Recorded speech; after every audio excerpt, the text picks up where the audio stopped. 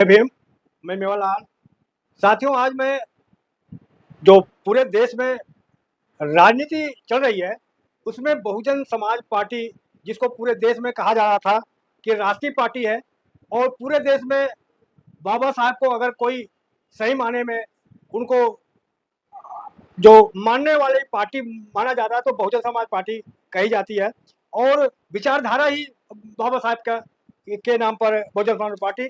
तो आज मैं जो बहुजन समाज पार्टी को समझने के लिए मैं आया हूँ, जो सभी पदों पर काम करने वाले सुरेश चंद्रा जी के घर पे आया हूँ। आप देख सकते हैं उनका किस तरह से इनका मकान यहाँ पे बना हुआ है। यहाँ पर बहन जी का तस्वीर इन्होंने लगा रखा है, और आज उनसे सीधी बात करूंगा कि आखिर जो बहुजन समाज पार्टी किस हालत में है, और आज बहुजन समाज पार्टी का जो कार्य क्षेत्र कितना बड़ा है। सर, मास्टर जी, एडवोकेट सुरेश चंद्रा जी हैं, इनको अक्सर मास्टर जी के नाम से बुलाया जाता है। इनसे मिलने के लिए आया हूँ। इस समय आपका तबीयत कैसे है सर? देखिएगा, तथागत की अनुकंपा है, कृपा दृष्टि है। उन्होंने जो हमको शील बताए हैं उनका अनुसरण कर रहा हूँ, और अब तक जिंदगी में किया है।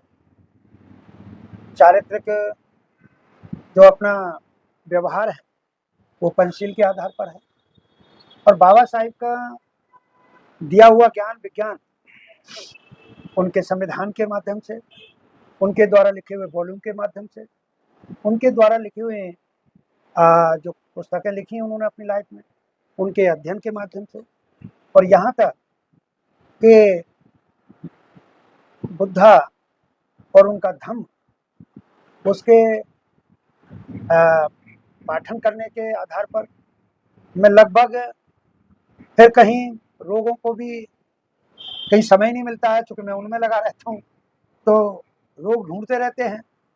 हाँ, कुछ कुछ चलता है, प्राकृतिक व्यवस्था का है, लेकिन सभी को देख कर के मैं ऐसा कह सकता हूँ और कह भी रहा हूँ कि मैं ठीक हूँ। जी एक ज़रूर मुझे थोड़ी दिक्कत हुई है, जी। तो अप्रैल टू टिल डे दिक्कत में रहे, लेकिन उससे भी उभर आया 90%। सर, आप बहुजन समाज पार्टी में कहा जाए कि मानव काशीराम के साथ भी आप काम कर चुके हैं। मानव काशीराम के साथ काफ़ी आपने काम किया है। एम्प्लॉय आप कई जगह पे काम रहते हुए भी बहुजन समाज पार्टी के लिए काम किया, कहीं बामसेब के रूप में काम किया। तो तरह तरह तरह के आपने बहुजन समाज पार्टी को खाद पानी दिया। मैं आज समझने के लिए आया हूँ आपसे कि जो बहुजन समाज पार्टी एक राष्ट्रीय पार्टी थी, है भी, तो मानव काशीराम जी ने 14 अप्रैल 1984 को बहुजन समाज पार्टी बनाया और राष्ट्रीय पार्टी बनाया, और यह आंदोलन से पार्टी बनी है। क्या बहुजन समाज पार्टी आज आंदोलन कर रही है? देखिएगा, आपका प्रश्न बड़ा वाजिब है और मुझे झकझोर देने वाला है कि मैं तो हिल गया कि भाई, जो बहुजन समाज पार्टी 14 अप्रैल 1984 में जब उसका गठन तो कुछ पहले हो चुका था, लेकिन घोषणा लाल किले के मैदान से 14 अप्रैल 1984 को ही हुई। लेकिन उससे पहले जो DS4 बनी, उससे पहले बामसेब बना, और 1986-87 के आसपास जो बरेली का शराब भट्टियां बंद कराई, या मान्य बहन जी को, जो आज हमारी नेता हैं, आज हमारी राष्ट्रीय अध्यक्ष हैं, 4 बार देश के सबसे बड़े प्रदेश से उत्तर प्रदेश की मुख्यमंत्री रही हैं, सांसद उन्होंने देखी है, विधानसभा उन्होंने देखी है, संसद के दोनों सदन उन्होंने देखे हैं, और बाबा साहब का सिद्धांत भी उन्होंने साक्षात करके दिखाया कि जब बाबा साहब की बात, जायज़ बात, जब संसद में नहीं मानी गई हिंदू कोड बिल के विषय में, तो मान्य बहन जी की बात जब समाज के कल्याण के लिए उन्होंने बात कही, और वो जब नहीं मानी गई, तो मान्य बहन जी ने भी वही संसद छोड़ी।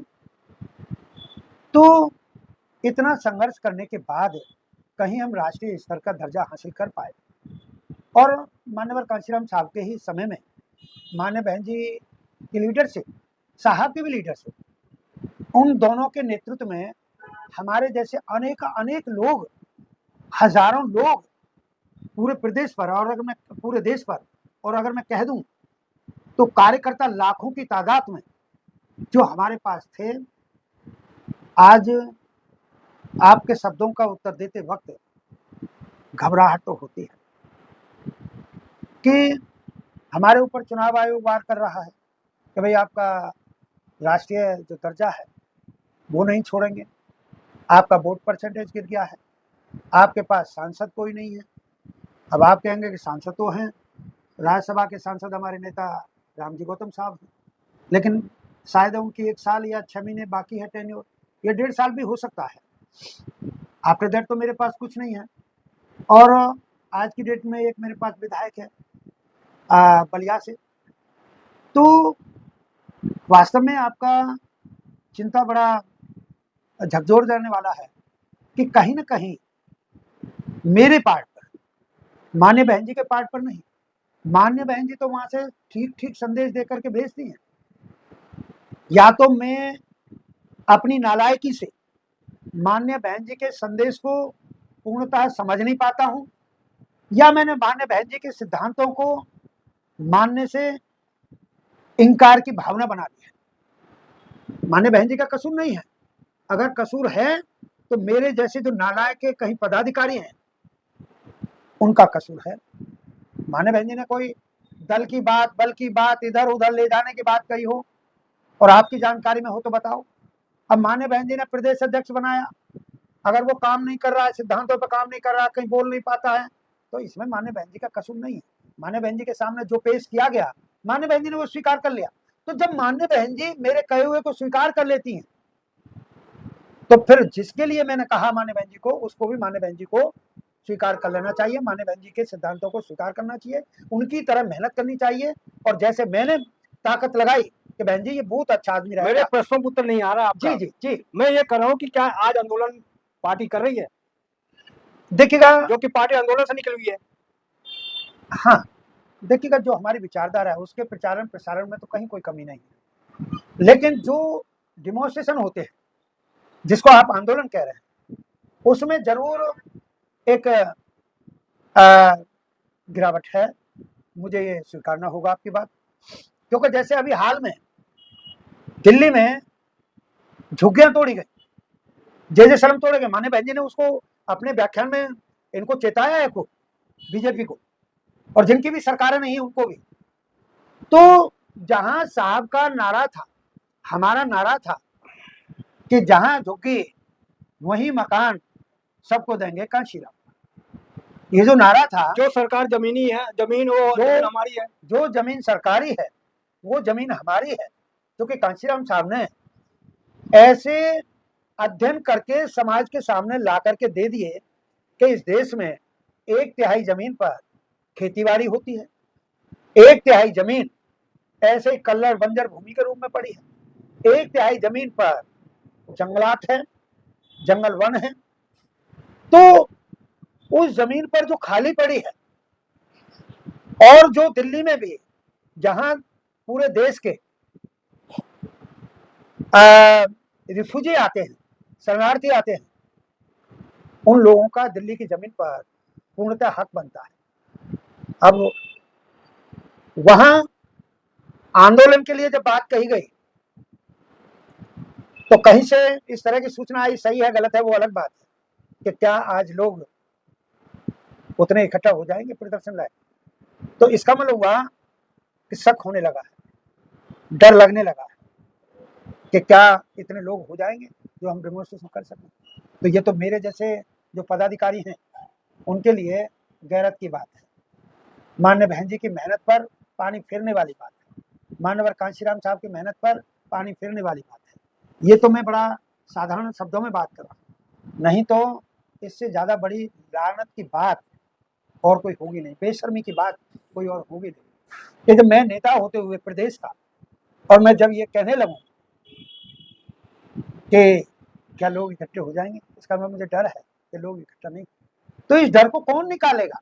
ये तो डर मेरा है, मेरा जो समर्थक है, शुभ चिंतक है, कार्यकर्ता है, पदाधिकारी है, जो मेरा मतलब पदक्रम में कहीं छोटे उस पर है, पद पर छोटा और बड़ा बसपा में होता नहीं है, सब कार्यकर्ता हैं। मान्य बहन जी का तो यही संदेश है कि हम सब कार्यकर्ता हैं, पदाधिकारी हैं, शुभचिंतक हैं बसपा को और मजबूत बनाने वाले लोग, तो उनमें कहीं ऊंच नीच की बात नहीं, लेकिन जैसी व्यवस्था है उस तरीके का जो पदक्रम है उसके हिसाब से छोटे पदाधिकारी का मनोबल तोड़ने की बात जी की जाती है। मास्टर जी, आप एक पदाधिकारी रह चुके हैं पार्टी का और सूझबूझ वाले पार्टी को खाद पान दे रहे हैं, इसलिए मैं आपसे सवाल पूछ रहा हूँ। कुछ सवाल आपको कड़वी भी लग सकता है, कुछ आपको दिल दुखाने भी हो सकता है। मैं चाहूंगा कि आप सभी सवालों का जवाब देंगे। सर, जब बहुजन समाज पार्टी का समाज वोट देता है तो वो जो है समझदार होता है, ईमानदार होता है। वही आदमी जब पार्टी को वोट नहीं देता, नहीं वोट करता, तो बसपा वाले उसको क्या क्या नाम देते हैं? क्या उचित है ये नाम से पुकारना? मैं नहीं कह सकता उचित। देखिएगा, मैंने तो अभी अपने वोटर को वो बात कही नहीं, क्योंकि वोटर मेरा और वोट किसी और को दे जाए तो उनमें कांशीराम साहब का सिद्धांत लागू होता है। उन्होंने कहा है कि यदि मैं न बिकने वाला नेता चाहता हूं तो नेता किससे बनता है? वोट से बनता है। वोट कहां से आती है? वोटर से आती है। तो फिर मान्यवर कांशीराम साहब का सिद्धांत समाज पर चला है कि जब मैं ये चाहता हूं कि न बिकने वाला कार्यकर्ता हो, न बिकने वाला नेता हो, तो फिर मुझे न बिकने वाले समाज की संरचना करनी होगी। मान्यवर कांशीराम साहब के जीते जी आज मान्य बहन जी के आज तक की जिंदगी में ये काम बराबर चलाने का प्रयास बसपा ने किया है, लेकिन कहीं कोई लोग हैं जो अपने स्वार्थ में इस काम से दूर होकर के कोई और काम करने लगे हैं, तो उससे नुकसान होने की संभावना पूरी है। सर, मानवर काशीराम जी जब पार्टी को गठन किया तो उन्होंने बहुजन हिताय बहुजन सुखाय की बात की सर, लेकिन उस समय पार्टी आगे बढ़ती गई। लेकिन बहन जी जब से आई उन्होंने सर्जन की बात कहने लगी, पार्टी घटने लगी। तो इसको आप कैसे देख रहे हैं? देखिएगा, बड़ी विचित्र बात कह दी आपने। वे बहुजन में तो मेरा ब्राह्मण भी आता है, बहुजन में मेरा बनिया भी आता है, वैश्य भी आता है, बहुजन में मेरा क्षत्रिय भी आता है, तो फिर कहां की बात अलग हो गई? भाई उसको केवल मात्र उस 3 कैडर को हम अलग कर गए और वो भी पूरा 85% हमारे पास इकट्ठा नहीं, तो फिर क्या हमें उस तरफ या मान्य बहन जी और पार्टी की विचारधारा, मान्य बहन जी ने जब ऐसा महसूस किया और देखा कि इस देश का ब्राह्मण जो केवल मात्र इस बात के लिए बदनाम है कि वो सम्मान चाहता है, पैर छुपाने का आदि बन गया है, धर्म कर्म की बात करता है और अंधविश्वास और पाखंड की बात करता है, लेकिन उनमें से जो गरीब परिवार हैं वे आज लोग रेड लाइट पर भीख मांगते देखा गया है। तो जो दान दक्षिणा लेता था आज वो भीख मांगने तक अपनी जिंदगी पालन करने के लिए उसको उपयोग में लाने लगा है, तो क्या उसके कल्याण की बात कौन सोचेगा? इस देश में और किसी ने तो सोची नहीं।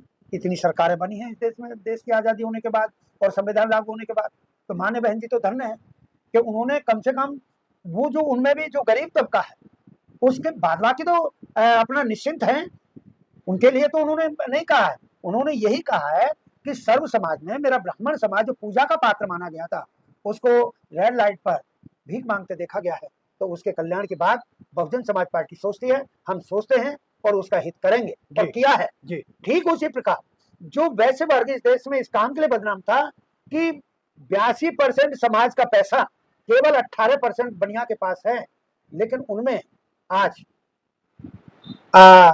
झूठे बर्तन धोते हुए देखा गया है, चौक पर लेबर पर जाकर के, लेबर चौक पर जाकर के काम की तलाश में है, तो फिर उसका भला कौन सोचेगा? तो उसके भले की बात मान्य बहन जी ने सोच करके अपना एक सिद्धांत प्रतिपादित किया और अपनी एक पहचान बनाई। ठीक उसी प्रकार जो क्षत्रिय मूंछों पर दाव दे करके डराने धमकाने का काम करते थे या आज भी करते हैं, उन लोगों को इस तरह का लेबर चौक पर जाकर के 2 वक्त की रोटी के लिए वो आज लोग परेशान हैं, तो उनकी बात कौन सोचेगा? तो उनकी बात मान्य बहन जी ने सोची है और अपनी सरकारों के माध्यम से उन वर्गों का भी कल्याण किया है। तब मान्य बहन जी का ये सिद्धांत बाहर आया बसपा के कार्यकर्ताओं के बीच विचारधारा में शामिल हुआ कि सब समाज हमारे साथ है, और जो अभी आपने नारा दिया कि बहुजन हिताय बहुजन सुखाय की जगह सर्वजन हिताय सर्वजन सुखाय का नारा हुआ, तो ये तो लोक कल्याण की बात है। इस नारे को कोई आदमी गलत सिद्ध कर नहीं सकता। यूं हर तरीके के लोग हैं, कोई एक चीज किसी के लिए अच्छी नहीं है, सभी के लिए अच्छी नहीं है, तो किसी के लिए सभी के लिए बुरी नहीं है। जी, चलो ठीक है सर, आपने समय दिया इसके लिए बहुत बहुत धन्यवाद। तो साथियों, आप देख रहे थे सुरेश चंद्रा सर, तो आप इनके बातों से कितना प्रभावित हुए? मैं आपको जो आपके अंदर सवाल था, मैं सभी सवाल लिया हूँ इनसे, और इन्होंने सारा सवाल का जवाब दिया है। इसमें कोई काट छाट नहीं है, पूरा खुल के उन्होंने बताया है। कैसे रही बातचीत, प्रतिक्रिया में जो बताएं। मैं मेवालाल, बहुजन समय, दिल्ली। जय भीम, जय भारत। मेरी तरफ से भी आप सभी का बहुत बहुत साधुवाद, धन्यवाद, इस अनुरोध के साथ कि यदि ये जो बहुजन मीडिया के तहत, सोशल मीडिया के तहत जितने भी लोग इस तरह के प्रोग्राम देते हैं, उनमें जिनका भी प्रोग्राम अच्छा, समाज के लिए कल्याणकारी, सरकार बनाने के लिए अग्रसर करने वाले, क्योंकि बाबा साहब का सिद्धांत राजनीतिक सत्ता ही वो मास्टर चाबी है जिससे हर प्रकार की समस्या का ताला खोल करके निदान हासिल किया जा सकता है। तो सत्ता के बगैर जब कुछ होना नहीं, तो सत्ता हासिल करने के लिए अग्रसर समाज को कर देते हूँ। तो ऐसे चैनल जो बहुजन समय है, सीधी सीधी बात करता है, सीधा सीधा प्रसारण करता है, तो ऐसे उसके लिए हर तरह का मनोबल, आर्थिक, सामाजिक, राजनीतिक, हर तरीके का मनोबल देकर के उनको और अपने काम को बढ़ाने के लिए आप लोग मदद करेंगे। इस अनुरोध के साथ पुनः एक बार साधुवाद, नमो बुद्धाय, जय भीम, जय भारत।